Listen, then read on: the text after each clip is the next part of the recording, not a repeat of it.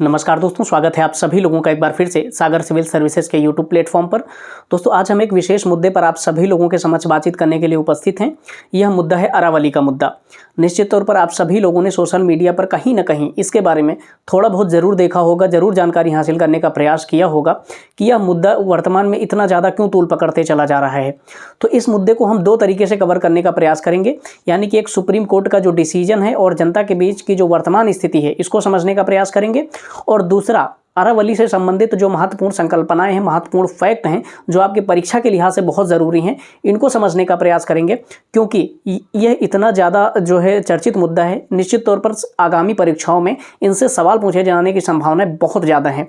तो चलिए सबसे पहले समझने का प्रयास करते हैं कि यह वर्तमान में मुद्दा इतना ज़्यादा जो है क्यों तूल पकड़ता चला जा रहा है। तो दोस्तों सबसे पहले आपको ये जानना ज़रूरी है कि सुप्रीम कोर्ट ने 20 नवंबर 2025 को अरावली पहाड़ियों के संदर्भ में एक नई कानूनी परिभाषा को स्वीकार किया है, और उसमें उसने यह स्वीकार किया है कि 100 मीटर से अधिक ऊंचाई वाली जो पहाड़ी क्षेत्र हैं अरावली में, उनको ही सिर्फ अरावली की श्रेणी में रखा जाएगा। उससे कम ऊंचाई वाले जो क्षेत्र हैं उनको अरावली पहाड़ियों के तहत संरक्षण प्रदान नहीं किया जाएगा।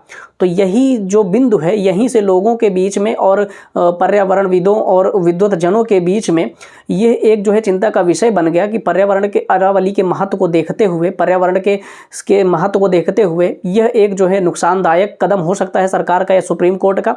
तो लेकिन आपको सबसे पहले यहाँ पर समझना होगा इसका वास्तविक मतलब क्या है, यहीं पर समझने में फेर हुआ था।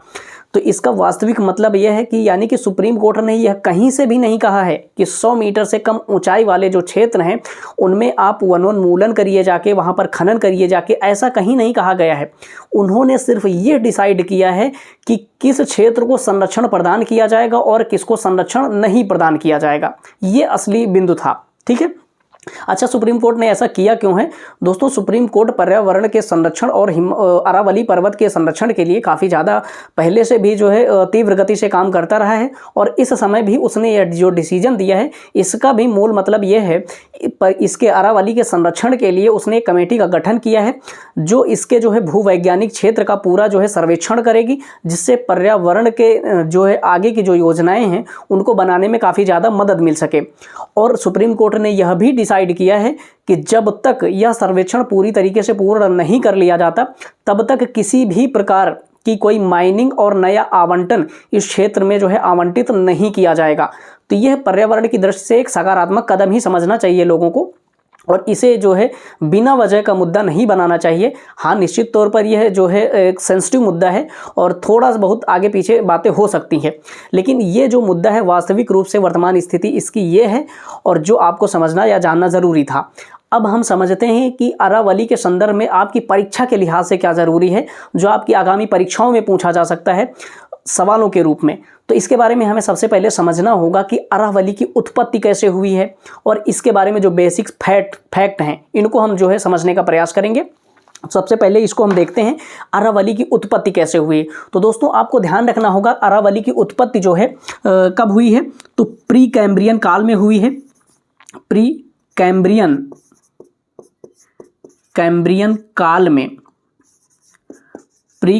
काल के आर्कियन क्रम की चट्टानों के बाद जो धारवाड़ की क्रम की चट्टानें हुई हैं, धारवाड़ की क्रम की चट्टानें, यहाँ पर आपको ध्यान रखना है, धारवाड़ की चट्टानों के जब विकास हो रहा था उस समय ही अरावली पर्वत श्रृंखला का भी विकास हुआ है। और इस समय का जो टाइम पीरियड है वो भी आपको थोड़ा सा जानकारी के लिए ध्यान रखना है। यह लगभग 2 से 2.5 हजार मिलियन वर्ष पूर्व की बात की जा रही है, यानी कि 2 से 2.5 अरब वर्ष पहले की बात है, ठीक है।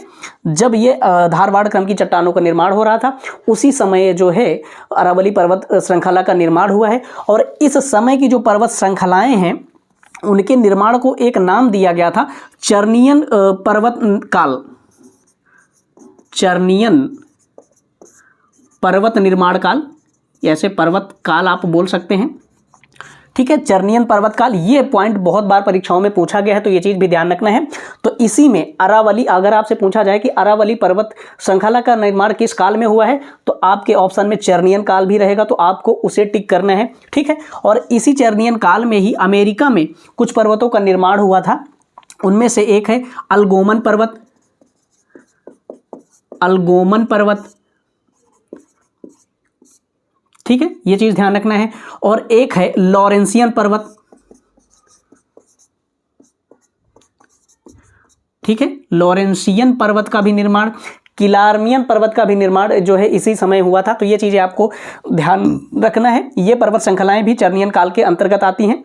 दोस्तों, अरावली पर्वत का निर्माण किस प्रकार से हुआ, तो यह विवर्तनिक घटना है, यानी कि जब दो प्लेटें एक दूसरे के साथ आपस में जो है टकराती हैं तो उसमें वलन की प्रक्रिया होती है और इसी वलन की प्रक्रिया के फलस्वरूप वलित पर्वत का निर्माण होता है। यानी कि जिस समय अरावली पर्वत का निर्माण हुआ था, शुरुआत में अरावली पर्वत भी एक वलित पर्वत का उदाहरण थी, लेकिन वर्तमान में यह वलित पर्वत का उदाहरण नहीं है। वर्तमान में यह जो है अवशिष्ट पर्वत का उदाहरण है। तो ये चीज भी आपको ध्यान रखना है, वर्तमान में यह अवशिष्ट पर्वत का उदाहरण है, ठीक है, अवशिष्ट पर्वत का उदाहरण है। इसी को रेजिडुअल पर्वत भी कहा जाता है।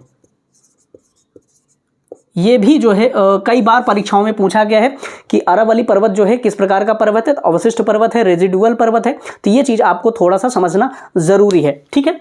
अच्छा, आपने यहां पर देख लिया कि प्री कैम्ब्रियन काल में धारवाड़ क्रम की चट्टानों के निर्माण के समय ही अरावली का निर्माण हुआ है। अब धारवाड़ किस चीज के लिए जानी जाती है, तो यह धात्विक खनिजों के लिए जानी जाती है, धात्विक खनिजों के लिए जानी जाती है।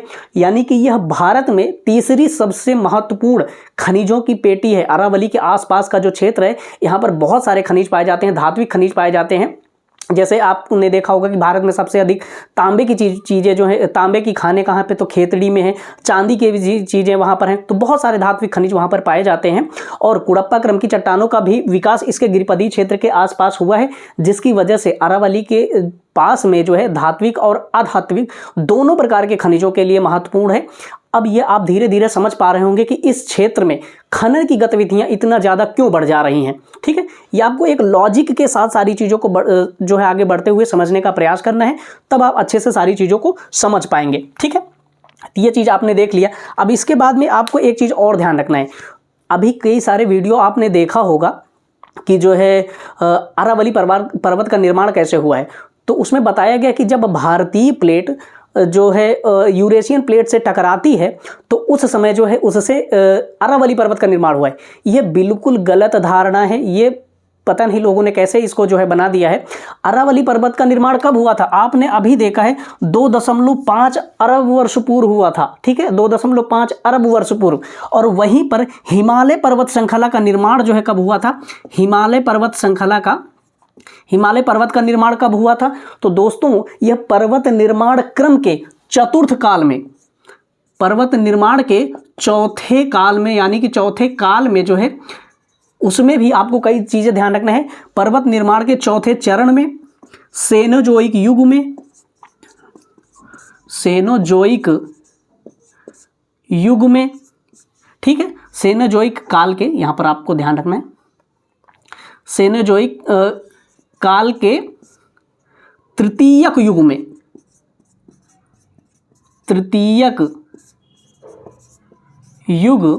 तृतीयक युग के अल्पाइन क्रम की चट्टानों के, अल्पाइन क्रम की जो संरचनाएं हैं उस समय जो है हिमालय पर्वत का निर्माण हुआ है।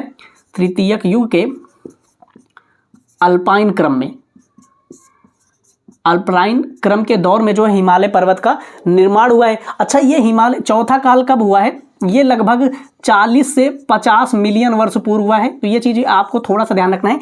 अब आपको यहाँ पर सीधा डिफरेंस समझ में आ गया होगा कि हिमालय पर्वत का निर्माण सेनोजोइक काल में हुआ है और वहीं अरावली पर्वत का निर्माण धारवाड़ क्रम की चट्टानों के समय हुआ है लगभग 2.5 अरब वर्ष पूर्व। तो दोनों में तारतम्यता कहाँ नजर आती है, ये बहुत ज़्यादा भ्रम फैलाया जा रहा है। चीज़ों को अच्छे से समझने का प्रयास करिए और एक भूगोल विषय का विद्यार्थी होने के नाते मेरी यह जिम्मेदारी बनती है कि मैं आपको कुछ चीज़ें जो है अच्छे से समझाने का प्रयास करूँ जितना मेरे से हो सकता है, ठीक है। ये चीज़ें आपने समझ लिया है, ठीक है। ये यहाँ पर ये चीज़ें आप सभी लोगों के लिए ज़्यादा ज़रूरी थी। अच्छा, अब यहाँ पर अरावली के बारे में हम बेसिक कुछ जो है जानकारी देख लेते हैं जो आपके लिए जो है ज़रूरी हो जाती है, ठीक है। यहाँ पर जैसे सबसे पहले आप देखें कि अरावली जो है और ये राजस्थान का क्षेत्र है और ये गंगा का मैदान है। दोस्तों सबसे पहले तो आपको यही ध्यान रखना है कि यह अरावली का क्षेत्र जो है यह राजस्थान के मरुस्थल को गंगा के मैदान से जो है अलग करता है, यानी कि यह एक प्रकार का क्या है, प्राकृतिक विभाजक है, प्राकृतिक विभाजक है। ठीक है, यह चीज आपको ध्यान रखना, यह एक प्रकार का प्राकृतिक विभाजक है। और इसका विस्तार के बारे में थोड़ी सी चीजें देख लेते हैं। इसका विस्तार कहां से है, यह गुजरात के पालनपुर से लेकर के दिल्ली के क्षेत्र तक जो है यह विस्तारित है। इसकी कुल लंबाई कितनी है, लगभग 800 किलोमीटर आपको देखने को मिलेगी। ठीक है, और यह पर्वत श्रृंखला एक अवशिष्ट पर्वत श्रृंखला है। तो वर्तमान में इसकी 90% जो लंबाई है वो क्या है, यानी कि वह अवशिष्ट हो चुकी है, यानी कि वो अपर्दित हो चुकी है। ठीक है, चाहे वायु अपर्दन के द्वारा, चाहे जो है जल अपर्दन के द्वारा, इसके द्वारा बहुत ज़्यादा श्रृंखला जो है अपर्दित हो चुकी है। ठीक है, अब यहाँ पर यह ध्यान रखना है कि इसकी सबसे ऊंची चोटी कौन सी है, अरावली पर्वत की सबसे ऊंची पर्वत चोटी कौन सी है, तो यह है गुरु शिखर। ये चीज आपको ध्यान रखना है, ये कौन सी है, गुरु शिखर। ठीक है, और इसकी ऊंचाई कितनी है, तो 1722 मीटर, 1722 मीटर इसकी ऊंचाई है। पहले जब यह वलित पर्वत हुआ करती थी तो इसकी भी ऊंचाई बहुत हुआ करती थी, लेकिन आप समझ रहे हैं कि 2 अरब वर्ष पहले इसका निर्माण चालू हुआ था और तब से अब तक जाहिर सी बात है ये जो है काफ़ी अपर्दित हो चुकी होगी, तो इसीलिए अब इसकी ऊंचाई बहुत ज़्यादा नहीं है। तो यह इसकी जो है सबसे अधिक ऊंचाई है। यहाँ पर एक चीज़ और ध्यान रखना है, ये जो गुरु शिखर जो है यह कहाँ पर है, तो आबू के पास है, आबू क्षेत्र में है। ठीक है, यहाँ पर गुरु शिखर जो है अरावली पर्वत में आबू के पास है। यहीं आबू पर्वत क्षेत्र के पास एक मंदिर स्थित है, आपको यह भी ध्यान रखना है, दिलवाड़ा जैन मंदिर, दिलवाड़ा जैन मंदिर। ये बहुत ज़्यादा जो है लोगों के बीच में फेमस है, यहाँ पर बहुत सारे लोग जाते हैं जो है तीर्थ यात्रा के लिए, मैं भी एक बार गया था।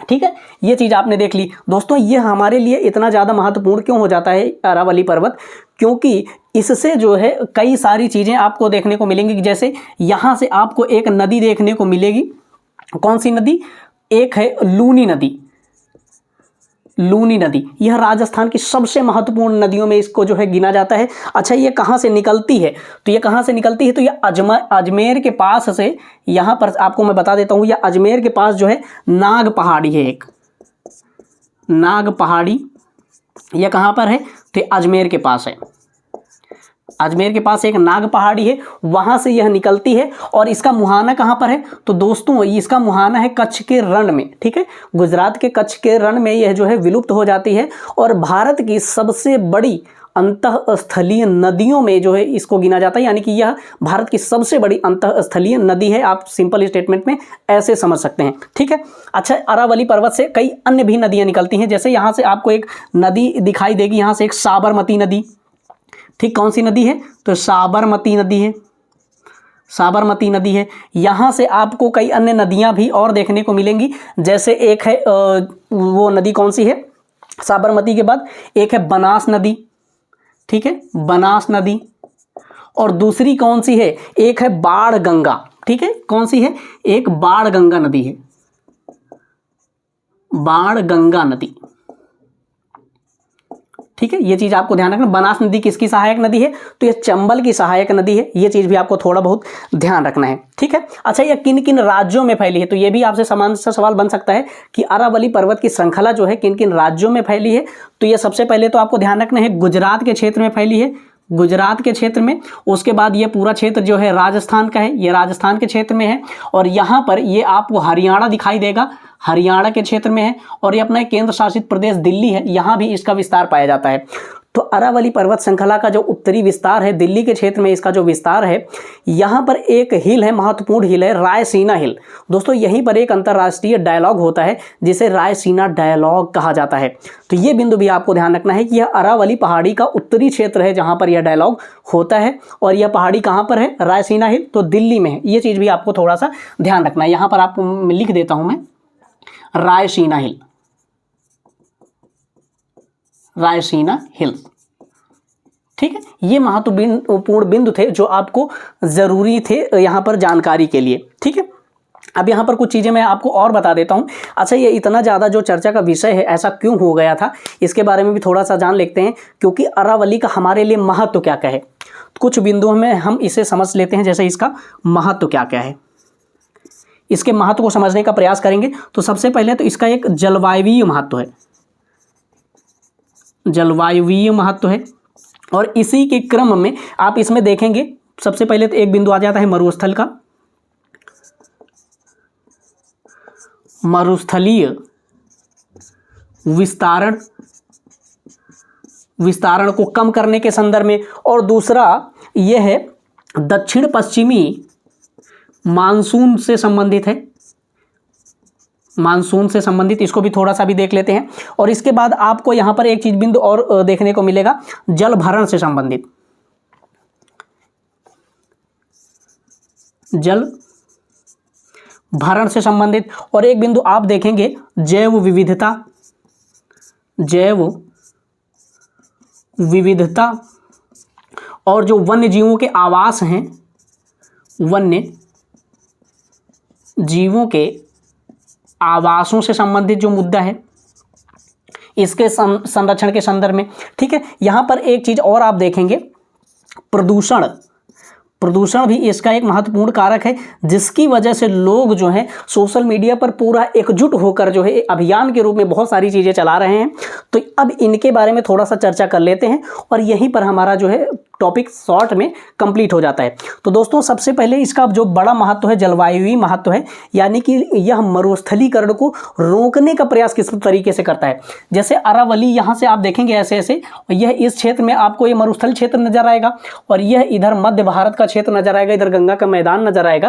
तो यानी कि यह अरावली पर्वत श्रृंखला एक प्रकार से क्या करती है, इस मरुस्थलीकरण को, डिजर्टिफिकेशन को क्या करती है, इधर आने से रोकती है। जैसे ही आप इसमें खनन करेंगे, वनोन्मूलन करेंगे, तो यहाँ पर क्या हो जाएगा, यहाँ की रेत जो है अन्य क्षेत्रों में भी फैलना चालू हो जाएगी, जिसकी वजह से मरुस्थलीकरण जो है बहुत तेज़ी से बढ़ने लग जाएगा। भारत में मरुस्थलीकरण से संबंधित बहुत सारे प्रोग्राम वैसे भी चलाए जा रहे हैं। तो यह जो है मुद्दा काफ़ी ज़्यादा सेंसिटिव है, इसकी वजह से इस पर भी बातचीतें हो रही हैं। और वहीं पर दूसरा ये दक्षिणी पश्चिमी मानसून का बिंदु किस तरीके से जो है इससे संबंधित है। तो दोस्तों, दक्षिणी पश्चिमी मानसून जब भारत के दक्षिण क्षेत्र से प्रवेश करता है तो एक शाखा इसकी दक्षिण तरफ से ऐसे निकल जाती है और दूसरी शाखा ऐसे निकल जाती है।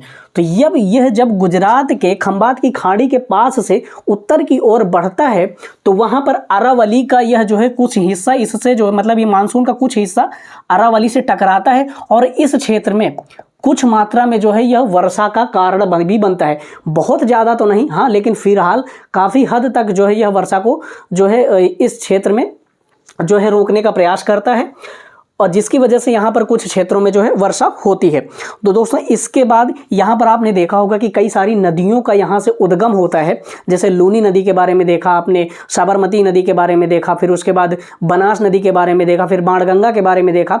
तो दोस्तों, इस क्षेत्र में नदियों का बहाव है, यहाँ से उद्गम भी होता है। तो यानी कि इन नदियों के होने की वजह से जल भरण की यहाँ पर जो एक प्रक्रिया है वह चालू है। जैसे ही आप यहाँ पर खुदाई करेंगे या अन्य जो गतिविधियाँ करेंगे तो यहाँ पर वाटर लेवल जो है कम होने की संभावना भी जो है बहुत ज़्यादा हो सकती है। तो इसी वजह से यह भी एक बड़ा मुद्दा बन जाता है। और वहीं पर आप यहाँ पर देखेंगे कि अरावली पर्वत की जो श्रृंखला है, यहाँ पर अभी सरकार ने लगभग 3-4 महीने पहले इस क्षेत्र में वनों को लगाने के लिए आकाश से जो है छोटे छोटे पेड़ पौधों के जो बीज हैं उनको रासायनिक परीक्षण के द्वारा जो है उनको बना करके वहाँ पर छोड़ा गया था कि बरसात के मौसम में जब बारिश होगी तो ये पेड़ पौधे जो है उसमें उग आएंगे और हरियाली बढ़ेगी।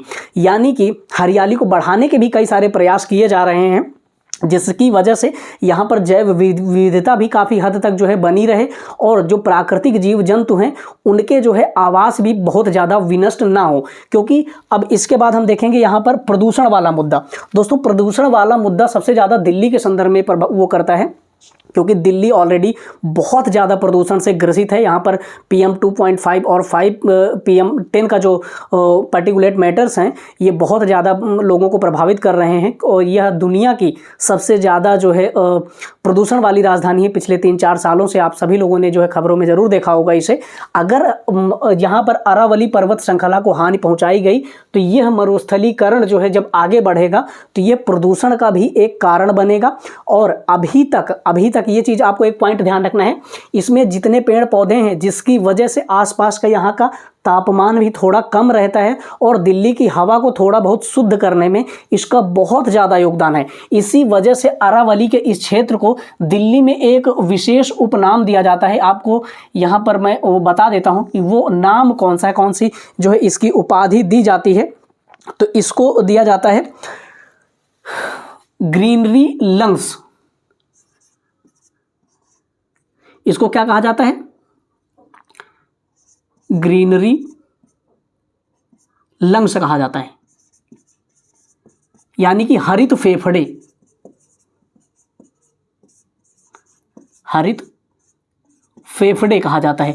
इसका महत्व दिल्ली के लिए बहुत ज़्यादा है, इसीलिए बहुत ज़्यादा पर्यावरणविद और कार्यकर्ता जो हैं इसके बारे में जो है काफ़ी ज़्यादा चर्चा करने लगे हैं। बहुत ज़्यादा चिंता का विषय लोगों के बीच में बन गया है और यही वजह है कि यह इतना ज़्यादा यह मुद्दा जो है चर्चित होता गया है।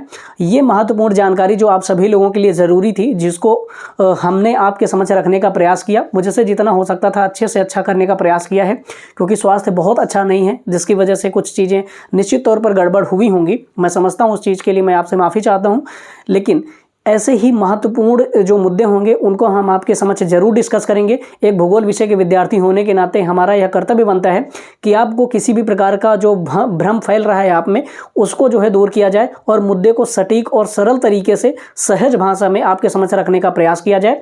तो दोस्तों, अगर आपको यह हमारा प्रयास पसंद आया हो, हमारी मेहनत पसंद आई हो, तो आप अपना छोटा सा सपोर्ट दिखाने के लिए वीडियो को लाइक कर सकते हैं, चैनल को सब्सक्राइब कर सकते हैं, बेल आइकॉन को ऑन कर लीजिएगा, जिससे कि जो भी सारी सूचनाएं आप सभी लोगों के लिए अपलोड की जाए चैनल पर, आप उससे वंचित ना रहें।